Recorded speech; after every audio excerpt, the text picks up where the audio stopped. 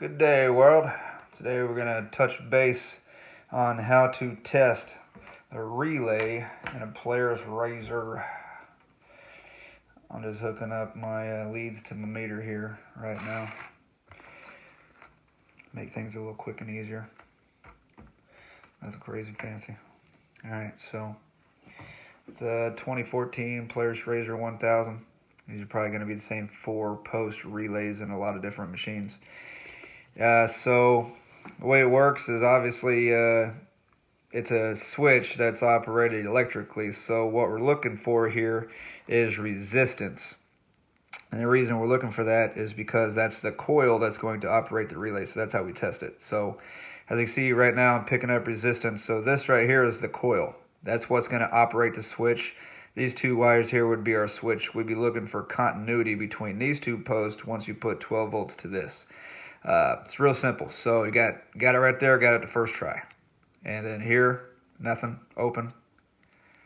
There's our coil. And then there's nothing. So, you know, we can jump around. Nothing. Nothing. There's our coil. There's nothing. Okay?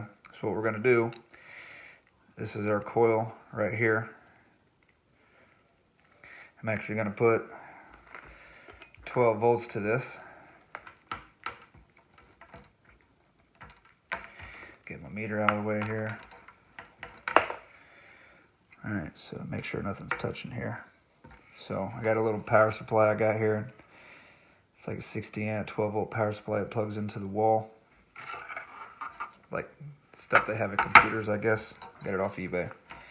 That's how I'm going to do this test. So let's see, where's my other lead at?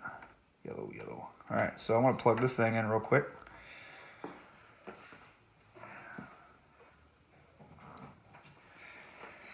Alright, so now I got 12 volts from a power supply, and once I hit this, it's going to energize that relay. I don't know if you can hear that. So I'll go ahead and, now the relay is energized. If that relay is working like it should, then we should get a continuity beep right here, which we do.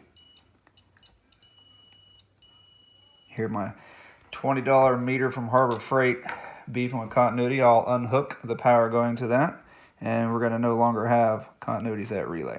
Okay? Now, for those of you that don't have these tools, you need to get them.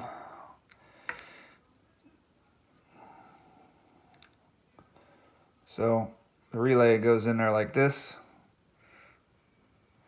letters facing towards the back and the holder, and the coil is going to be these two.